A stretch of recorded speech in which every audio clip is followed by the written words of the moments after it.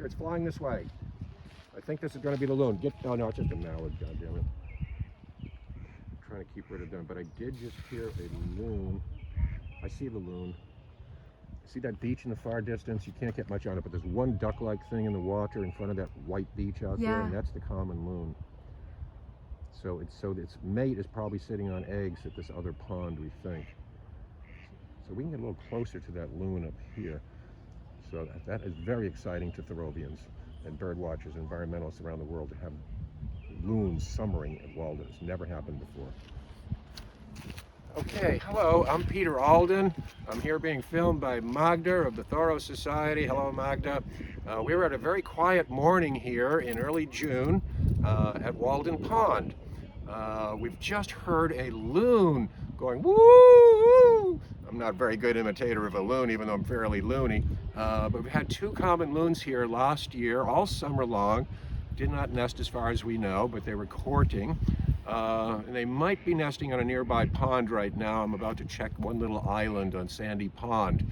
But it's so exciting having loons here for the first time, and many people come into the shop at Walden, run by the Thoreau Society, and say, "Hey, Peter, we just heard loons calling. Was that a tape recording up in a tree or what?" So it's really great to have them here. And they're not bothered by the swimmers, not bothered by the fishermen. In fact, a lot of the fish try to get away from the loon and swim towards the swimmers, and the loon gets fairly close because the fish aren't stupid. They don't want to be eaten necessarily, but it's so wonderful having these close relatives of penguins called the common loons, which we think of as a North Woods thing. And with climate change, we figure there's probably less and less chance of having loons here, but the water is so clean right now. So many fish are dropped in here by the state every spring that the loons are very happy, and this is the second summer in a row. We also have bald eagles nesting about a mile away for the second year in a row at Fairhaven Bay. And Magda and I may take you on a boat trip there, which you'll see shortly during our annual gathering Zoom programs. So that's great. We also have had a black bear right where we're standing about a week ago, but it was a young male. We now have about 3,000 or 4,000 black bears in Massachusetts. Not much of a problem, but some people are hysterical. We're taking you shortly over to a beaver lodge at Heywood Meadow, a wetland on the Walden Pond State Reservation, but most people never get to see it. A beautiful, quiet place. And I encourage you, when you come and visit Walden on your own again, to come over to Heywood Meadow, and maybe Corrine Smith or I can take you over there. Nice, quiet place here with pileated woodpeckers nesting and barred owls. And so the wildlife's doing quite good here at Walden. I want to call your attention to something we've discussed a little bit. Notice the yellow along the shore edge here. This is the pollen of white pines, the eastern white pine, a plant that was quite scarce in Henry's day, but is now, because of deer management, because they don't eat the saplings of the white pine, is taking over many of our woodlands here to form a monoculture that's relatively sterile as far as the diversity of plants and fruits and vegetables and seeds and insects in a forest of many different species, many layers, low, medium, and high. But when it's all white pine and with ferns and blueberries, which the deer don't eat, that's what's happening to our landscape here, not to mention the invasive plant issue. But this pollen here probably was not seen in Henry's time. And it's interesting that the deer and the white pine connection here, Henry never saw a deer, as we mentioned before, but he also never mentioned ticks. And you'd think a man like Henry that would walk around in every grassland and meadow and forest and sit down and contemplate nature and slavery and civil disobedience and so many things important to Henry, that he never discussed having ticks, but there were no deer here. So it's sort of interesting that now we see this white pine growing up everywhere. As you scan around over here, you'll see the highest trees, the dominant tree will be the white pine, which was used for sailing ship masts and for building ships and for building a lot of the homes here in New England. And it might have been declared an endangered species if we had such an act in the late 1800s. So let's continue on. It's a quiet day here, and we're so pleased to hear that loon calling. So we're going to go a little bit further along the shores of Walden. Let's join us. I'm just checking a plant here. Hang on. Oh, a native raspberry in flower here. So this, it's nice to see a few flowers left here that the deer haven't eaten. But this is one of our native members of the genus Rubus. Some of them are fairly hard to tell apart. the blackberries and raspberries. But it's nice to see them around because people like eating the fruits as well as the birds. This is a hole dug. There may be some turtle eggs down there, I don't know. We have painted turtles here, the occasional snapping turtle, but not really in the pond. And we also have a soft-shell turtle that was brought in and put out by some well-meaning person that's been alive for 11 years. And the soft-shell turtle is a female. It lays eggs every year that never hatch. And maybe this was an attempt by the soft-shell turtle. Magda is now filming in the center, over 100-foot deep water spot at Walden, of a common loon. This is one of the pair that may be nesting in a neighboring pond, or we might do a floating island nesting platform for loons that they use successfully up in northern New England and often used by loons, because the problem is they can't really walk very well. They're related to penguins, the legs are real far back. But raccoons, coyotes, and fishers, and there's so many carnivores around right now, would eat the eggs and babies if they nested on a shoreline such as here at Walden. So they have to have an island, a natural island, or now we have man-made islands for loons. And it'll be pretty controversial, I'm sure, but it's so wonderful to hear them talking and be present all year long and have so many people see this as the first time in their life they've ever seen a loon. There's very little bird song here compared to probably Henry's day. The warblers and most of our neotropical songbird migrants that winter down in Latin America are down roughly 50% since the middle of the last century, the 1900s, according to banding data and other studies that they've done, mainly due to the destruction of most habitats in Latin America, due to overpopulation and the need to farm. If you don't have any other skill that'll give you a good salary in a city, you've got to chop down some woods, plant some corn and beans and try to survive. But more and more of our birds up here are concentrated in less and less forest. Now the Amazon's still in fairly good shape, but very few of our birds go to the Amazon. The problem is the destruction of forests in Central America, Mexico, and the very northwest edge of South America. That's where most of our songbirds winter, and there's less and less habitat down there all the time. To go back in time to Henry's day, everything was cleared here in New England from here out to Omaha, basically. So there was a shortage of nesting habitat in North America in the 1850s, but there's a pileated woodpecker just called in the distance. But there was abundant habitat in Latin America. You go 170 years later, there's an abundance of habitat up here in the northeastern United States in particular, and many protected areas in the US and southern Canada for our birds, but less and less down there. It's been a complete reversal. So here's the loon showing a little bit better now, I guess, as it's against black. Yeah, now his wings are out, his wings are flapping right now. So you've got like a dark green, which looks black head, bright white sides. Here a goldfinch in the distance going chickaree, chickaree. It's swimming in this direction. And then he looks in the water to see if there's any nearby fish. So this could be the male, it could be the female. They're sexually identical on the outside. Oh, now he just dove. Goodbye, trout. Folks, this is black swallow wart, one of about 20 species of invasive plants that are infesting the wildlands here in Concord. It has ugly little purple flowers. It's a member of the milkweed family, and it'll have milkweed-like blossoms with aerial seeds blowing in the wind later in the summer. And this plant is actually from the Aegean Sea in the eastern Mediterranean area, and came over to one of the Harvard Botanical Gardens in the mid-1800s, started out in Cambridge, and has escaped and been really hard. And if you pull it up, it doesn't kill it, it just sends up new shoots. So unfortunately on this thing, you've got to use some sort of herbicide to get rid of it. But this is black swallowwort of the milkweed family from southeastern Europe. We are now on the north-facing slope of Walden Pond. Sort of counterintuitive, but on the north-facing slope, which means we're on the south side of Walden Pond, this is a similar climate to some of eastern Canada because the sun's rays are coming from the south and it's not as direct sunlight here on this slope, which is closer to the equator than the slope up north. And this is a beautiful moss garden Now on the other slope, further to the north, is more like the Carolinas, because the sun is hitting at a more direct angle, and most of the flora on that side, the north side of Walden Pond, is similar to the Carolinas, whereas here on this side, it's more like Canada because of less direct rays of the sun. Now here we have a whole bed of moss here, which would make a nice lawn that you don't have to mow, and there's a lot of people like Doug Ptolemy and others who are writing books about us needing to reduce the size of our lawns. But scattered in here are these other plants known as club moss. And there's club moss in bloom right here. Notice this club moss up there in bloom. And I think it's important when you see a club moss like this or a fern, when you look at it and remember that those two things were the dominant plants in the world for many years, and that formed coal.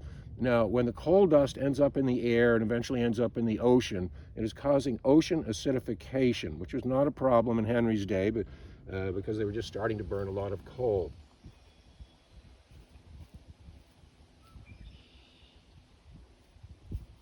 Red-winged blackbird. Want me to talk? Yep. All right, here we are. We're approaching Heywood Meadow, a semi-secret place that most of the visitors to Walden never come to. But if you want some quiet relaxation, hang out for an hour or two, this is a great spot to just get away from the crowds on a swimming day at Walden. In the background, we've got some railroad tracks, and remember when Henry was living here in the cabin, a lot of Irish workers, whoever the most recent immigrant group is, it starts off with the low salary, it was Irish in his era here, but he befriended the Irish and was very interested in them, as well as African Americans, whether they were escaped slaves or other free slaves. But this is Heywood Meadow, and back then there was a steam engine burning coal coming by somewhat near his house site.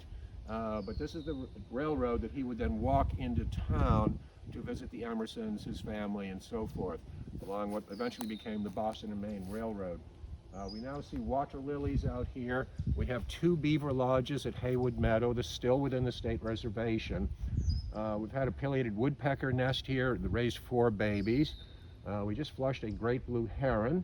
We hear a warning call of a red-winged blackbird saying some weird-looking people are coming here.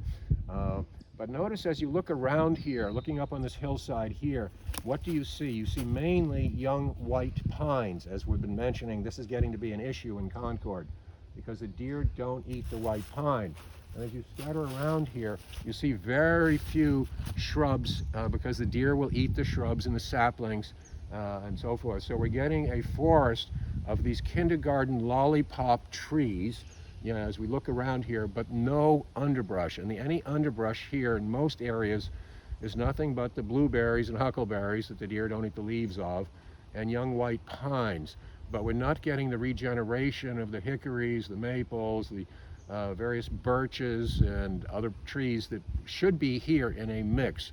And any ecologist will tell you that it's best to have several layers of shrubs, medium-sized trees, canopy trees, and a diversity of species that provide different foods at different seasons to all sorts of wildlife. So this is an issue, and it bothers me when I drive around Concord to see all of these trees just sticking up, going up, 100 feet or whatever they get to, but virtually no undergrowth other than the nuisance ferns, which I know look pretty but are a sign of ecological problems, and all these white pines. But we're seeing more and more of this throughout New England, not just Walden, where we have like no understory worth a darn for wildlife, and that is affecting our songbirds and many other creatures that might be living here. The plop you hear, that is the green frog. It sounds like a banjo string pluck. Conkery of the redwing. So here we are again at Heywood Meadow on the Walden Pond Reservation, and we see a beaver lodge. And it's interesting that Henry, at least not in Massachusetts, ever saw a beaver lodge because the pelt was so valuable for coats and hats in Europe, America, China, Japan, that they were trapped out of most every area. And because there were no beavers around in Henry's day, there was no nesting colonies of great blue herons, which have now been nesting in virtually every town in Massachusetts as the beavers have reoccupied most all of our state. They drown various little streams and wetlands, And then the dead trees are places where great blue herons will nest, because raccoons, as is a problem with the loon nest, raccoons will climb a tree at night and eat the eggs and babies of a great blue heron, unless the heron colony, the dead trees are in water created by beavers, and that has allowed for a huge increase in great blue herons. So the beaver is something that Henry did not really know in his native Concord, but is now very common. There's probably, I don't know, 20 beaver lodges in town or some such number, but they've come back big time. Timber!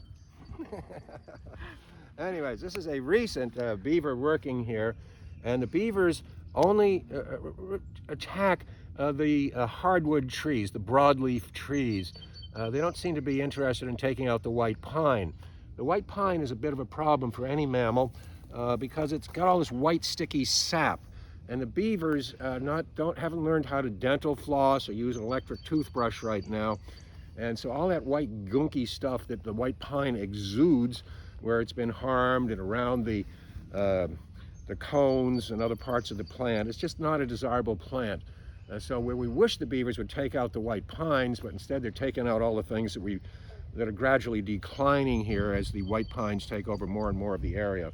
But it's still exciting for a lot of people, and we look down a little further, there's a smaller tree, and that looks like it's even more recent. Here comes the train.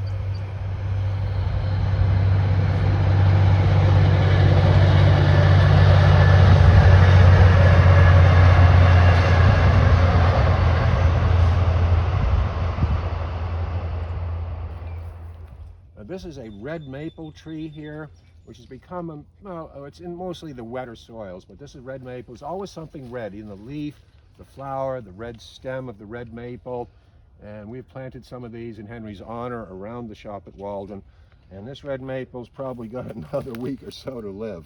But this is an active thing going on. The beavers do most of their gnawing at night. They're a little bit sensitive of people.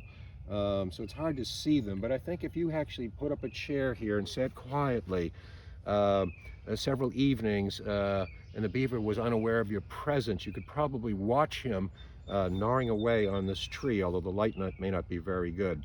But occasionally in the daytime you'll see them, but if they hear people coming, they will slip back into the water, sometimes slap their tail as a warning to other beavers. Now this may be black bears scratching, looking for beetle grubs in these fallen dead trees, because one of the healthiest forms of protein, both for the big pileated woodpecker and for the black bear, are great big white grubs of beetles, larvae of beetles, which get nutrients in dead wood and help break it down. But the black bear would love to have some of these big white beetle grubs to give it protein. And the bear is an omnivore. It eats vegetation, it eats berries, it eats leaves. But it also loves some protein now and then, either roadkills or killing a few things on its own. So this is a mixture of the black huckleberry, and you remember Henry wrote a nice passage about huckleberries and picking huckleberries. And then we've got ferns. These particular ferns are called bracken ferns, highly poisonous, so the deer don't eat. You never see any browsing on ferns. Everybody thinks they're so beautiful. And I personally don't like ferns. But these, if a cow or deer were to eat several of these bracken ferns, they might get near death. Most ferns have put in chemicals that are stored down in the quote roots, and then send them back up so that they don't get browsed by dinosaurs, they don't get browsed by woolly rhinos or woolly mammoths or cattle, deer, bison, or anything. And you don't see much of any insect damage on ferns. They're sort of like a plastic plant. I mean, they look perfect. There's no bug bites, nothing's been eating it, so it looks nice. So a lot of gardeners would say, oh geez, let's get some of this for my yard. It stays green, you don't have to water it, nothing will eat it. But I get real bothered when I see nothing but huckleberries and or lowbush blueberries and ferns growing. Then I know that we got too many deer. Song sparrow, Baltimore oriole, truck backing up, train in the distance. Baltimore oriole again. Well, this here is probably the largest beaver lodge in Concord, Massachusetts, among several dozen here. and keeps getting built up. So remember that beavers have entrances underneath the water and can swim under it, and then on the inside of that mound is actually an open area where the beavers and their young can hang out. That's a chipping sparrow calling. Among our ferns, I don't hate all ferns, but this is one of our native ferns. Actually, there's no invasive fern known yet in New England. There are some in other parts of the country. But this one with the central sporangia, i.e. primitive seeds, comes up in the middle here, and that is known as the cinnamon fern for the cinnamon color that you have here. And it's only these central sporangia that come up that have it. But this is one of the more identifiable ferns, the cinnamon fern, which Henry did know.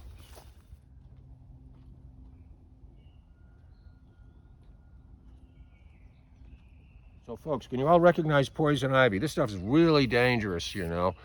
You should not, anything with 3 leaves here, watch out, you know, but it's not poison ivy, it's a sarsaparilla thing. It's rectangular up and down, it's pileated woodpeckers work. Not as a nest hole, that's a white-breasted nuthatch calling, but you know, it wants to go in there, and then it sticks its tongue. See these little holes made by the beetles, larvae, and then once the tongue, remember, it's like a fishing line. Most birds' tongues only come out to the edge of their beak, but on a woodpecker it goes way, way out, and it's rolled up like a fisherman's roll. And so when it finds a hole that a larvae is feeding on the remains of this dead wood, and it has a like fish hook at the end of its long, long tongue. When it feels something squishy and edible, oh, I'm so hungry, it stabs down with that fish hook, which has some barbs at the end, captures the beetle, and then it's sort of like a fisherman reeling in a trout. It reels it into its mouth, and there's that big white plump beetle to go, boy, did that taste good. Well, thanks for joining Magda and me, and special thanks to Richard Smith, my buddy at the shop at Walden.